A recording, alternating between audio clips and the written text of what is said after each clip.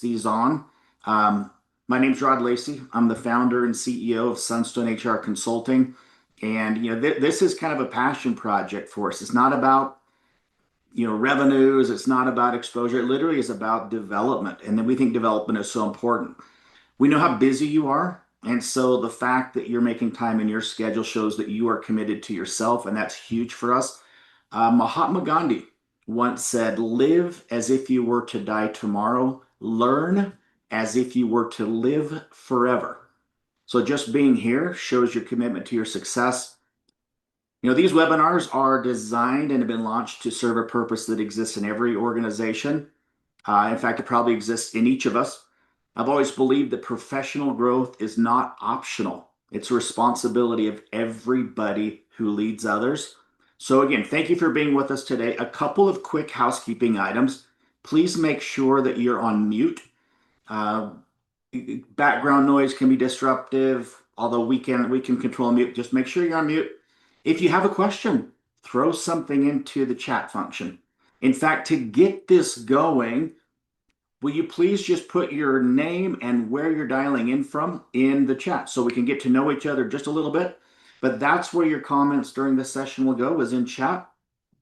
There will be time at the end for Q&A, and so throw your questions in there. And again, this is going to be recorded. It's recording currently. We're going to put this on our YouTube channel as soon as it's over. So with that housekeeping out of the way, I want to introduce our presenter for today, Lance Garvin. Now, I've known Lance for quite a while, not very well. We found ourselves for years on the sidelines of our children's sporting events, gratefully on like the same side of the sideline. So I knew who he was, but it wasn't until I started consulting until I recognized how much we had in common and how much synergy there was between what he does and what we do.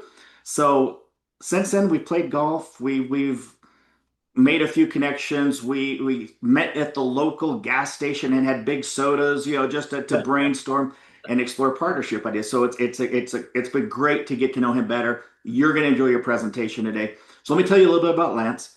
He's spent over 2 decades helping organizations deliver outcomes. As the head of sales at FindMojo, he's passionate about elevating the employee experience because when people show up as their best selves, everything changes. Lance brings energy, expertise, and a genuine love for helping teams find their motivation and perform at the highest level. When he's not transforming workplace culture, you'll find him on the golf course, mastering his craft on the Traeger, or his favorite of all, being completely wrapped up around the fingers of his 3 grandchildren. Now, as a parting shot, before I turn it over, when I was editing Lance's picture for the little pre-meeting slideshow, AI identified that image as warm smile and friendly gaze. So, ladies and gentlemen, let me turn it over to Mr. Warm Smile and Friendly Gaze himself, Lance Garvin. Uh, Rod, that is awesome. I've never been introduced like that before, so but I like it and I'll take it. So thank you for that. Oh, and it's great to be here with you all as well. And you know, Rod, we've been talking about this for a few months now, so thank you for having me on here. I'm super excited about it.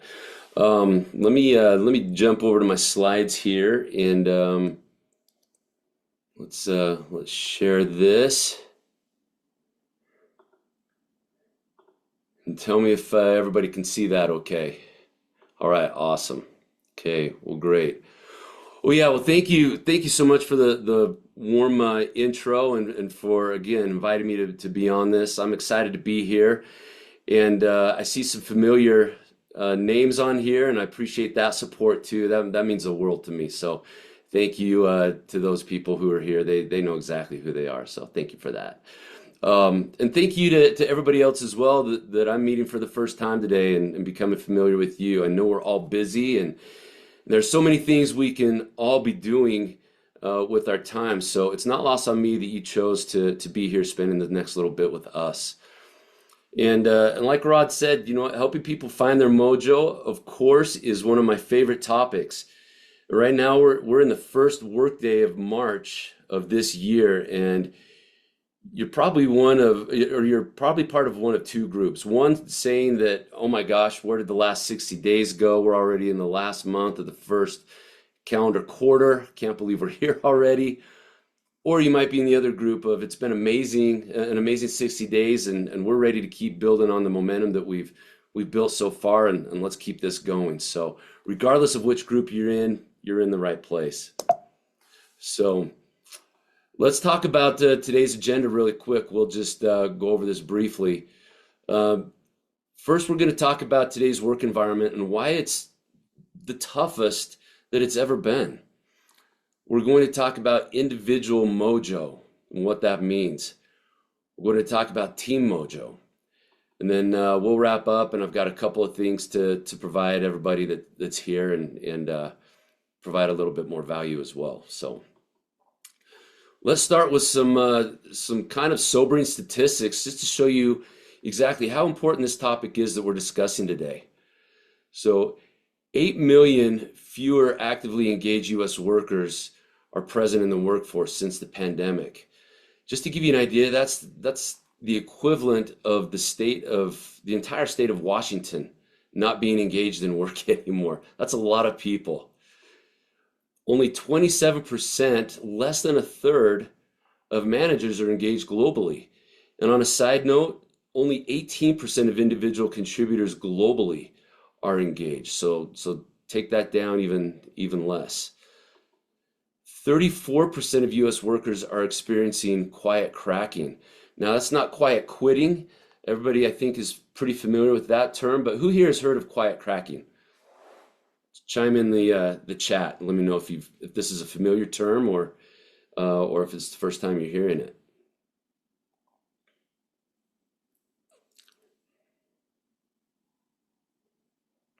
Okay.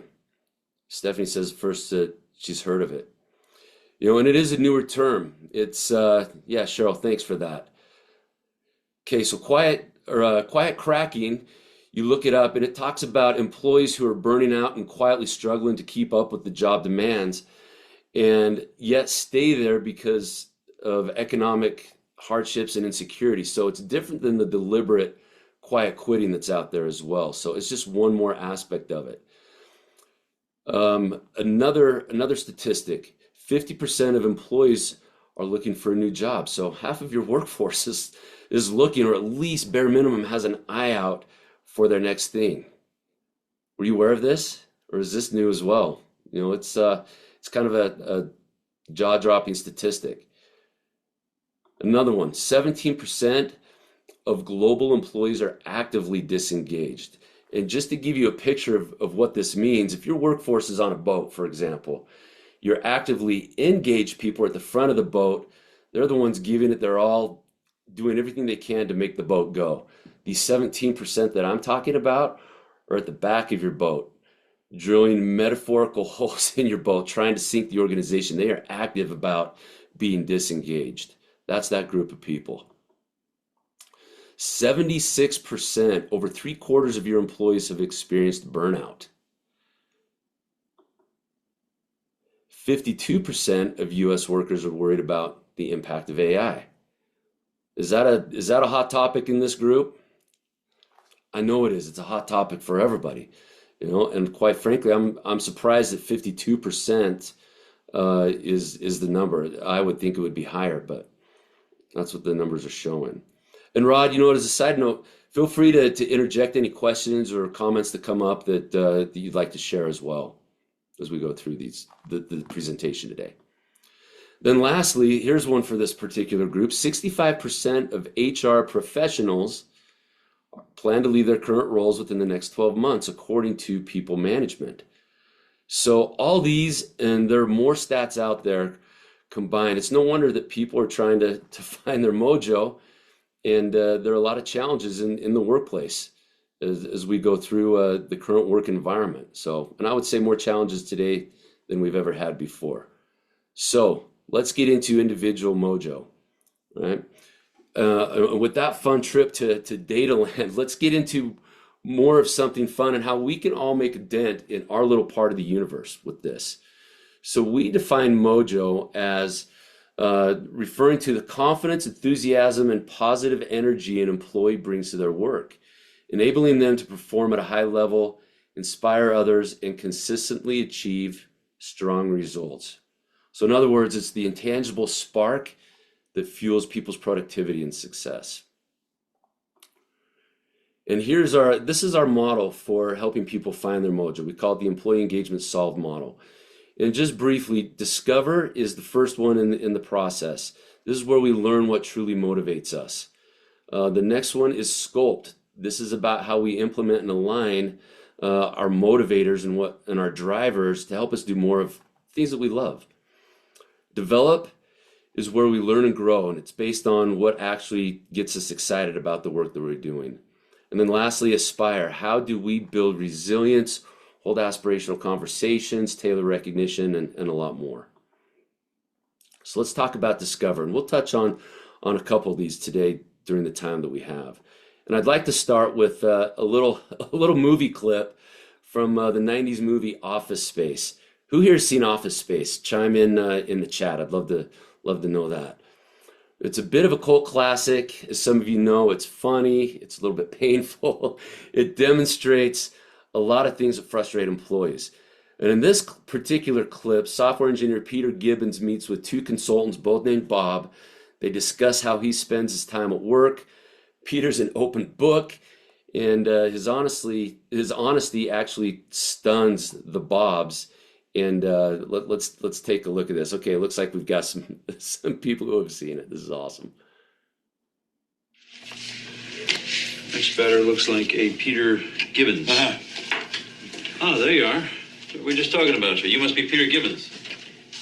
Terrific. I'm Bob Slidell. This is my associate, Bob Porter. Oh, hi, Bob.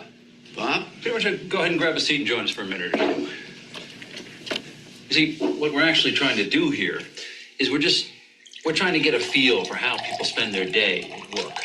So if you would you walk us through a typical day for you? Yeah. Great. Well, I generally come in at least 15 minutes late. I use the side door. That way Lumberg can't see me. And after that, I just sort of space out for about an hour. Space out? Yeah, I just stare at my desk. But it looks like I'm working. I do that for probably another hour after lunch, too. I'd say in a given week, I probably only do about 15 minutes of real, actual work. Peter, would you be a good sport and indulge us and just tell us a little more? Oh, yeah. Let me tell you something about TPS reports. The thing is, Bob, it's not that I'm lazy. It's that I just don't care. Don't care? It's a problem of motivation, all right? So it's a problem of motivation. It's not that I'm lazy, it's that I just don't care. So how would you describe a highly engaged employee? And I'd love your thoughts in the chat. What are they doing? How are they showing up? Give me your thoughts on what this looks like.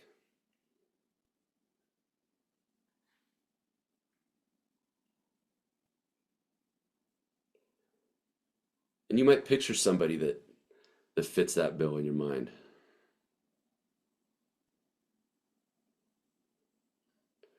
Rod, you want to pick a couple of comments or all of them? Whatever you'd like. Yeah, there's some good stuff here. Kathy says they lean in, excited to participate. Derek says they're actively solving problems. Kathy, as he takes initiative. We got Laura bringing new ideas forward and participating in conversations. Matt looking for problems to solve. So I have a proactive there. Ame says taking initiative, finding issues, thinking of solutions to make it better, thinking outside the box. I love all of those. Yeah, those are great. Those are great. Super accurate, I would say too. I love that. What about a disengaged employee? Probably the opposite, right, of all those things you described. And maybe more. I mean, with that a disengaged employee ranges from all the way from quiet quitting, like we mentioned, all the way to being an absolute detriment to the organization as well.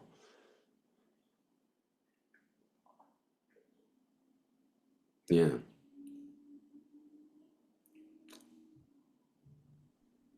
Yeah, the comments are coming in about just kind of going through the motions, Lance. They exist, but they don't care, to your video clip point. Yeah, they just don't care.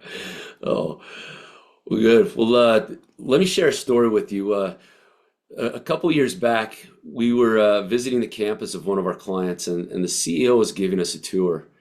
And there were more people at this location than I had realized. And as we're going through the halls of one of the buildings, I asked him, "So how many people work here?" Because I was a little bit surprised how many people were there. And he stopped dead in his tracks and he looked at me and said, "About half of them." And I was asking a question about head count, and he responded about engagement. And while the comment was kind of funny, it was also a bit sad that the CEO thought that only about half his workforce was bringing their best selves to work every day. Well, let me ask you this question. It's always your worst employees who you worry about quitting, right? Would you agree with that? What do you think? Type in the chat.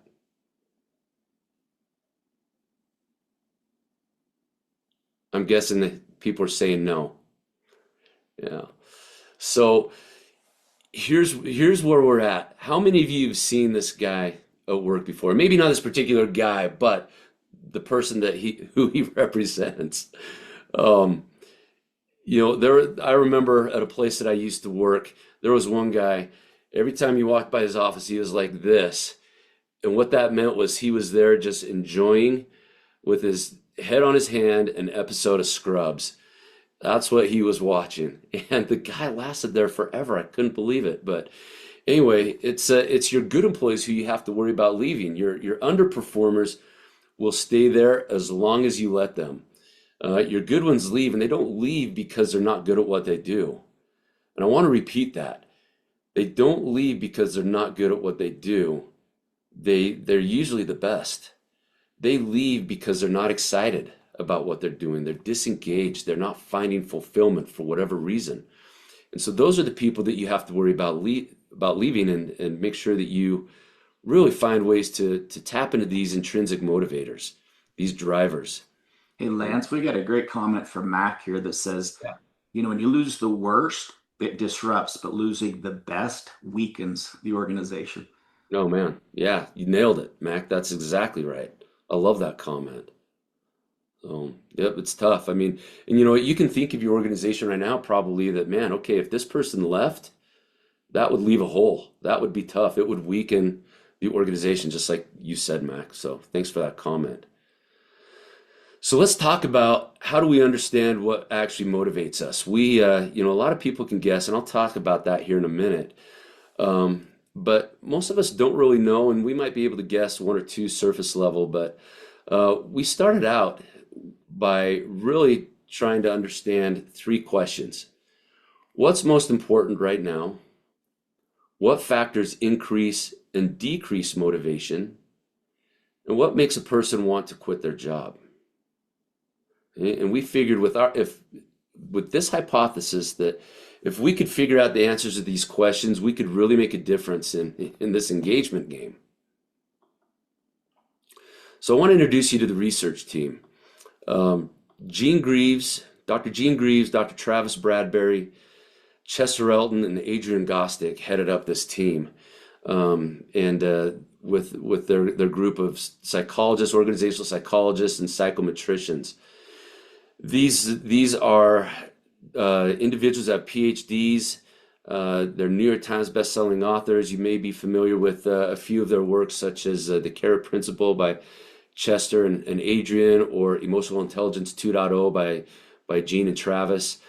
And they partnered with an organization called Towers Watson, or Willis Towers Watson, who's a multi-billion-dollar data firm, oftentimes behind the scenes, but over 850,000 people were included in this study. And it turned out that it was the largest of its kind at the time, and the motivators assessment that they created is the most statistically validated assessment on motivation in the workplace on the planet. So it's not a small deal. Well, the motivators assessment, let me give you a little bit of background there. And you know what? In fact, let me ask you this. Who has taken the motivators assessment here, just out of curiosity? Or is this the first time you're coming across it? And I'll pull up the comments here.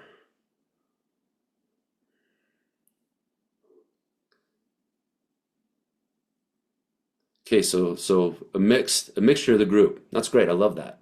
So, okay, excellent. Let me give you a little bit of background and a little bit of context as well, and in terms of showing where the motivators assessment fits. We've all taken personality assessments, right? Those are very prominent, very popular out there, and they're amazing. They're great. We come in behind personality assessments all the time because they've been around for so long. And it's great to understand who we are and how we behave in certain situations and how we interact with other types of personalities and even how we like to be communicated with. These are all super important, and personality assessments help us identify that, help give us clarity and insights around that.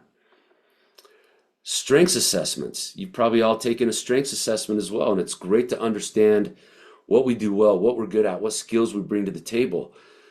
But we can also be really good at something and not necessarily enjoy it or even hate it. And they're probably, usually when I mention that, I get some smiles because people think of something that they're good at, but they don't necessarily enjoy. And sometimes that can even cause even more disengagement. And so where we come in is with motivators. What drives us? What are we passionate about? What gets us excited? What gets us out of bed in the morning? And with motivators, when we can identify what those things are, and then we can align them with these other assessments and other findings, and not even having to do that. We do, believe it or not, run into some organizations that have never used assessments in their organization, and that's fine too. But where you can start to align different things like this, that's where some real magic actually starts to happen. And ours is not meant to replace any of these others either necessarily, but it just gives a whole new perspective and insight as to how do you get the most out of your people? How do you make them feel fulfilled and perform at their top levels? So the motivators assessment, like I say, it was based on this 850,000 plus person study, and we've kept it alive since then. So it's over 1 million people at this point. There were 23 motivators that stood out far and above everything else through these studies, through what this group of psychologists had put together and compiled. And they're all positive concepts. You'll notice that there's everything from autonomy to excelling, money, prestige, social responsibility, variety, and everything in between. Again, all positive concepts. You'll notice that there's not fear in here. Fear is a very short-term motivator. It does motivate, but it's not positive, and so that was not included in this group. But these are all motivators that we all share in varying degrees. And at the end of today, I'm going to give you a link that will allow you to take this for free. Our compliments. Rod and I had an Indian leg wrestle. He won, and so he covered the costs on this for this to happen. So you'll all be able to take it afterwards. And normally when we do sessions, people have taken it beforehand, but just to give you a little bit of background as to what this is all about. These are the motivators that come back, and I'll show you a little bit of an example of what the report looks like. Now, also, we utilize something called identities as well, and this is where the motivators assessments cluster into different identities, such as the achievers, the builders, caregivers, reward-driven, and the thinkers. And you'll see that, for example, recognition, money, prestige, those are all similar, and so they cluster into our reward-driven identity, for example. So, and I'll get into that here in a minute, but this is just kind of a high-level view of what you'll see and what you'll get out of the motivators assessment. And again, those are just kind of definitions. So the motivators and the identities. So as part of your report, it's a 40-plus page report that you'll get, and it will stack rank those 23 motivators in order in 3 different categories, starting with strong, and then moderate, and then neutral. Your first 7 are your strong ones, your next 7 are your neutral, and then the last 9, your moderate, and the last 9 are your neutral. It'll give you a general definition of what these motivators mean and represent. And then you'll see this green bar here is the importance meter. The more important that is to you, the more that bar will be filled out, and the further that green will go to the right. All based on how you answer the questions. It'll only take you about 15 to 20 minutes as well. So it's pretty quick. Now, like I mentioned, a lot of people will guess at what their motivators are. Um, a funny example that we came across, in fact, it was a little bit um, startling at first. It kind of threw us for a loop because um, oftentimes when people will guess what they're motivated by, a big one that comes up is purpose, or I'm motivated by my family. And they may or may not be right or accurate with that, or they might joke, say, well, I'll do anything for money, and so, and again, they may or may not be right, but according to our research, 11% of people have money as one of their top motivators. That means 89% of us don't have money as one of our top motivators. So there's a big group that, will take the money, right? I'll take the money. I know Rod will definitely take the money, but it's not necessarily what gets us out of bed in the morning. There are other reasons. And so, in this particular situation, we had a lady, an executive, sitting on the front row of one of our sessions. And when the facilitator asked, so what did you think of the motivators assessment? Was it accurate? And most of the time people say, oh yeah, that was so accurate. Oh, that nailed me. That's totally who I am. And every once in a while people will make mention of, well, you know what, it was pretty much me. There was this one that I didn't really think was me, but then I started talking to my coworker or my significant other or whoever, and they said, oh, that's totally you, and this is why. And then I'm like, oh yeah, okay, yep, that makes sense. Okay. But in this situation, this lady said, you know what, this it did not sound like me at all. Well, come to find out, she's a busy person. She's saying, hey, Jeff, to her admin, hey, I'm going to be in this class. I need to get this thing done. Do you want to take it for me? You know me. We've been working together for almost 10 years. He's like, sure, yeah, I'll do it. Let me take that off your plate. And so he does it. And even after knowing each other for almost 10 years, he still got it completely wrong. And so it's to know ourselves, right, that we do this. And so I had a similar experience when I first took the motivators assessment. I was being interviewed actually by Chester and Adrian, who you saw earlier, and to head up sales for the organization. And I thought, man, money's going to come back as a top motivator for me, but I'm going to be a little bit embarrassed for that because I swear I don't do it for the money, but I'm a salesperson, so I'm sure I do it for the money. But I swear I don't do it for the money. I kind of went around that mental circle for about 30 seconds. I thought, well, let's take it and see what comes out of it. So I took it, and money came back as number 22 out of 23, and I was like, yes, I knew it. And then at the same time, I had the thought, man, these guys are not going to want to hire me. Head of sales, not motivated by money. And we actually had a great conversation about it. My top three at the time were friendship, family, and challenge. And they said, okay, tell us about the people that you work with, both within the company and then your clients. And the people that I worked with were some of my best friends. They were some of the reason I was there at the organization. They'd said, hey, come over. We're looking to hire and we think you'd enjoy it here. Some of my clients turn out to be dear friends as well. They've been to my house for dinner. I've been to their place. They become really close friends. Family, I do what I do for my family. I want to provide good living for my family and opportunities and protection and all of that goes along with that. So family is super important. Challenge. Hey, Lance, you know what? We've never been able to get into Microsoft and get them as a client, for example. Let's get them in as a client. They know I'll give everything I've got. That's a driver for me. And if I don't get them, I'm going to die trying. I'm going to give it everything I have. And so we had a really good conversation about that, and it just made so much more sense to me. Well, what's the outcome of this? Of really understanding what motivates your people on an individual basis.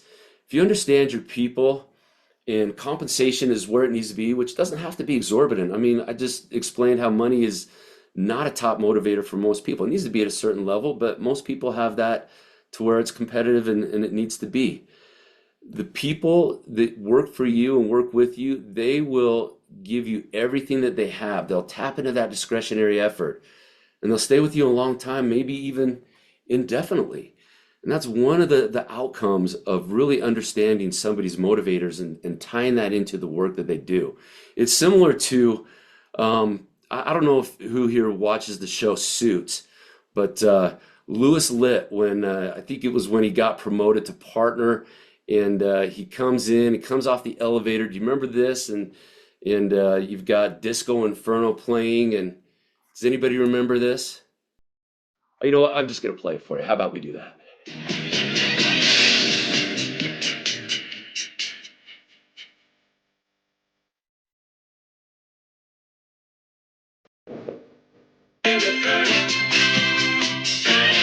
To my surprise, 100 to here. So I love that because he's strutting down the hall, goes to give the high five, he gets air fived, he gets nothing, and just struts right into the office, slides in. So a challenge for you. Side note: next time you're in your office or walking into your office, if you're working remote, slide into that office if you're feeling engaged and excited. If you're not, figure that out. So that is the way you enter the office the next time. Let me take a quick breath here and see if there are any questions or comments or anything that Rod, you're seeing that you'd like to make comment on, or do we keep the party going? I think we're good to keep going. I'm not seeing anything that, no new thoughts, just comments about whether they'd see motivators or not. So let's keep going. Okay, awesome. I love it. So, team motivators, why is this important? And this is one of the most meaningful parts of what we do in with the organizations we work with as well. The dilemma is 96% of leaders cite poor team collaboration as the number one reason for workplace failures. That's a huge amount, right? Well, on the other side of the equation, 80% of an employee's day is spent working with others. So there's a lot of disconnect and a lot of things that are wrong with that. So teams of yesteryear are a lot different than the teams of today. Yesterday's teams, generally the same age, located all in the same office, right? Pretty basic, pretty easy. Well, today's teams, there are generational differences. There's rapid and constant change. There's remote, global, hybrid, and gig workers. I mean, there's every type of worker now. There are cross-functional teams as well. By the way, does anybody, I'm going to take this the filters off here. Does anybody recognize this team? Looks like a VW bus just unloaded from Woodstock to me, but what do we got, Rod? Anybody picking them out? Now I'm trying to like mentally shave a couple faces, but no, not sure. Derek, I pull up the comments. Derek's got it. Bill Gates, bottom left corner. I see it now.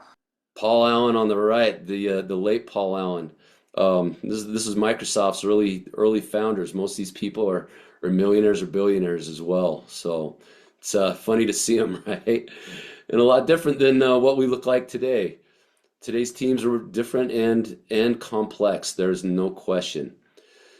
So when you've taken the motivators assessment, one of the coolest things that we do with organizations is walk them through a team report. And on this team report, this is actually one that we did with a team from Wendy's. We did a lot of work with Wendy's Corporation. And in my younger years, Wendy's had a lot of money when they were just off of campus when I was going to college. But this is a lady named Diane. She was the leader. She was a regional manager. I think she had over 1,000 stores under her jurisdiction, under her purview. And this was her immediate team.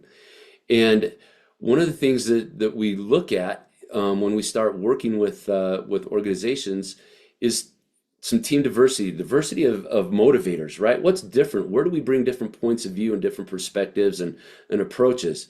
And Diane is a builder, and so, okay, let's see who else we've got here. Well, you've got Lou, who's a thinker. Okay, great. So far, so good.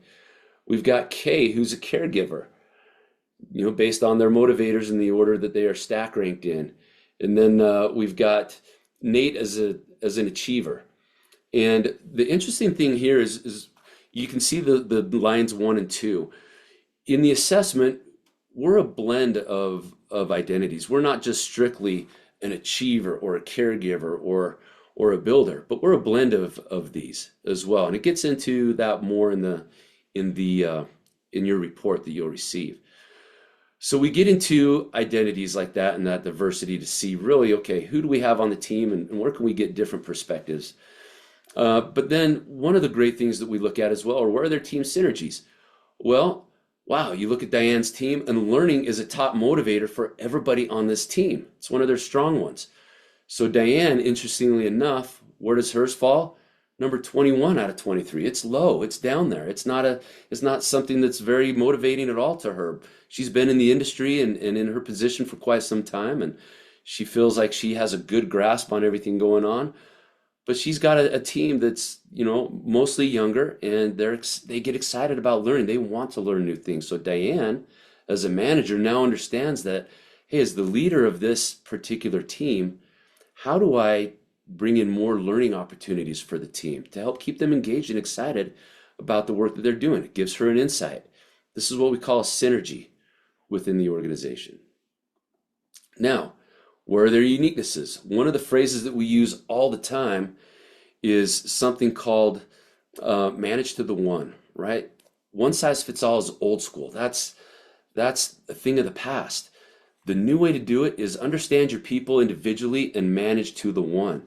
So now you can start to understand, okay, you've got Eric that has excelling as a top motivator. You start having individual conversations about how do we develop you into the person that you want to be here at the organization, Eric, now that we understand that excelling is something exciting to you and that's meaningful to you.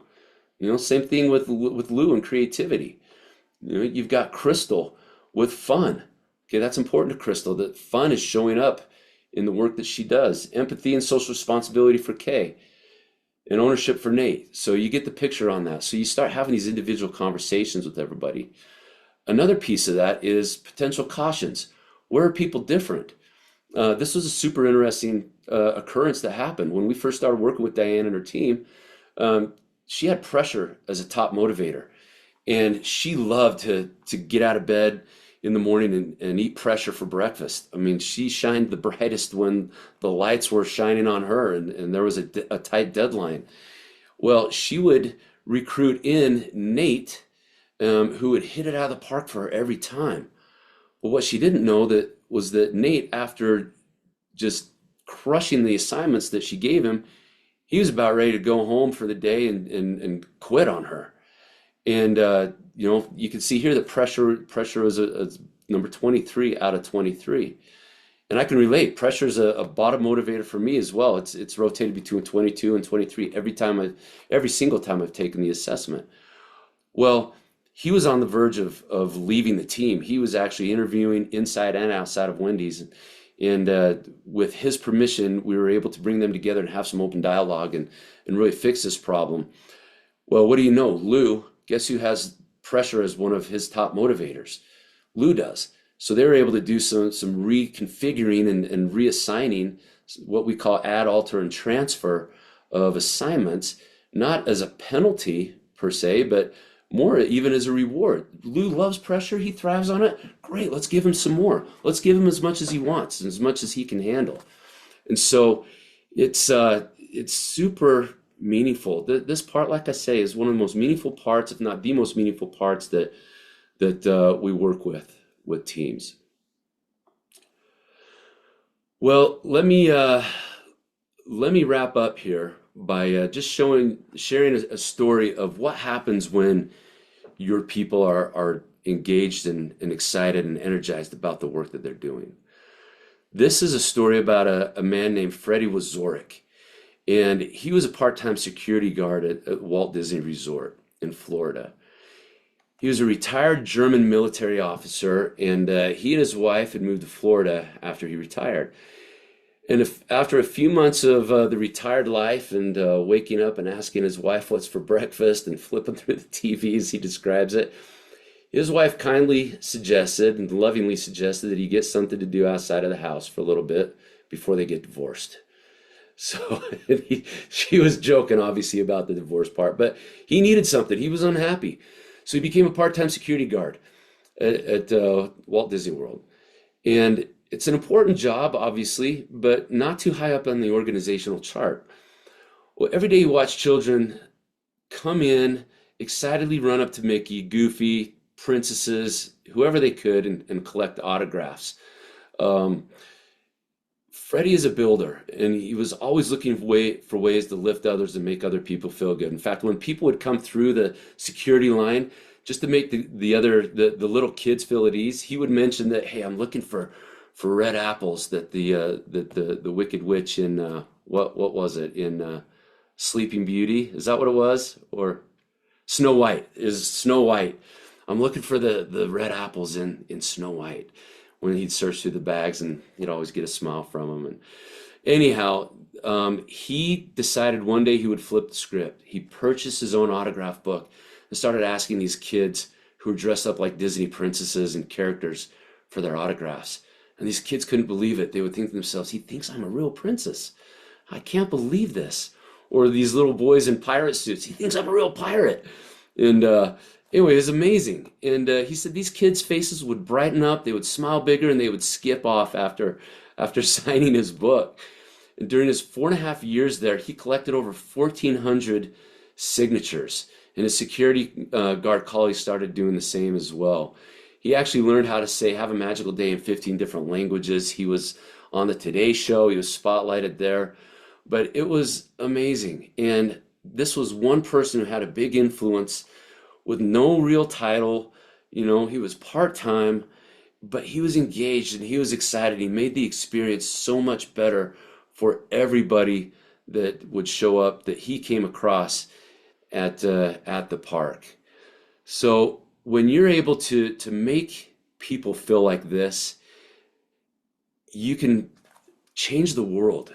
And it can start with us. You know, Freddie says it makes my magic too. The magic is not limited to the guests, so it's reciprocal. It's a cycle that, you know, gives and gives and gives until everybody's feeling good about things. Um, you know, as like I mentioned before, we'd love everybody to take the Motivators Assessment. Um, this is a free site that I got approval to be up for the next 48 hours. You can take the assessment, you know, if you want your friends and family to take the assessment. I'm certainly not going to tell you no, but it's open for the next 48 hours. So if you go to assessment.findmojo.com/MA/Sunstone. In fact, you know what? I'm going to put that in the chat. This is very generous, Lance. This is great. No, my pleasure. I'm happy to do it. And one second here. Oh, and it said, I don't know, did that go through? Can everybody see that?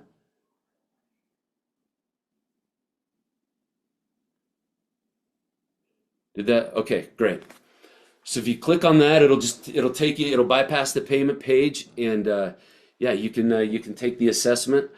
And upon completion, it'll email your results to the email that you put in there in that first bit of data. Additionally, I was going through our supply room the other day.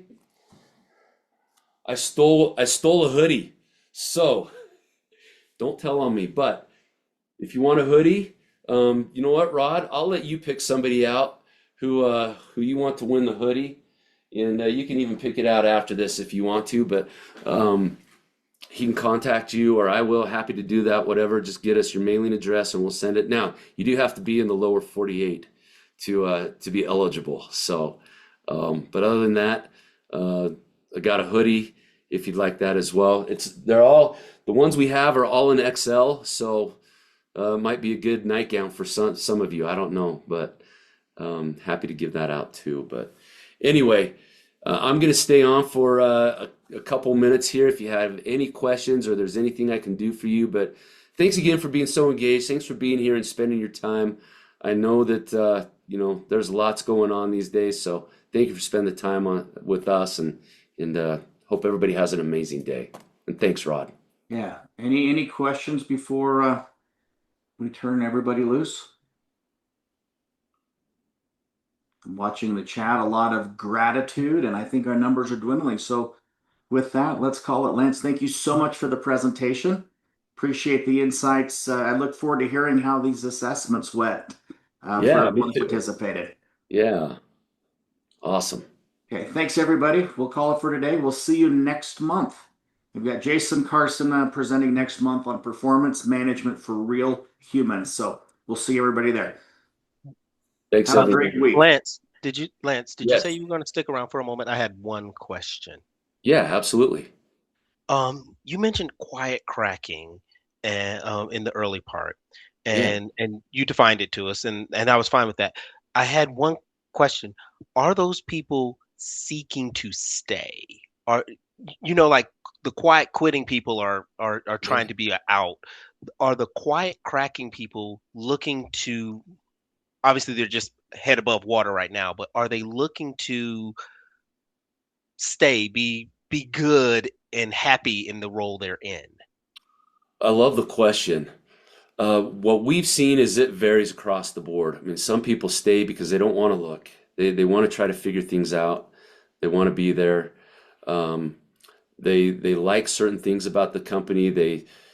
Maybe they've got friendship as a top motivator, and some of their friends are there, and so they like the association with their friends. I can speak to that one. There was a job I got early 2000s, and within 30 days I was looking for a new job, but I gutted it out. I stayed there for 2 years because it was the first time I felt I was making good money, and I had some really close friends there as well. But then you get all other people who just, yeah, they're looking, but they can't find anything either as well. So, but the money is at least paying the bills, and so they'll stay for whatever reason. But all of them do not like the way that they're feeling, and it's linked to the burnout that they're feeling. Yeah. No, yeah, I got that part, but it just was it's a you I like I stated, I hadn't heard of it before, so it's a new thing, and my brain started racing with questions about it. So Yeah. thank you very much, Valid Lance. question. Yeah, you bet. My pleasure. And I'll just say before Mac leaves, I had selected Mac as the sweatshirt winner. So Mac, why don't you put your I love it. address in the chat for us? Oh, well, thank you, Rod. Congratulations. Awesome. Excellent. Um, yeah.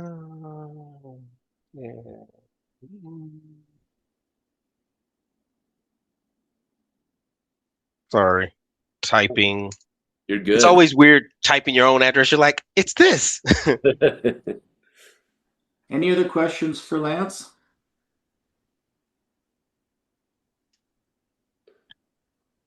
All right. Okay. I Well, like thanks that. everybody. All right, appreciate it. Everyone Thank you, have a guys. wonderful week. You See too. you. Thank you. Thanks, Lance. Yeah, thanks, Rod. Bye. Bye.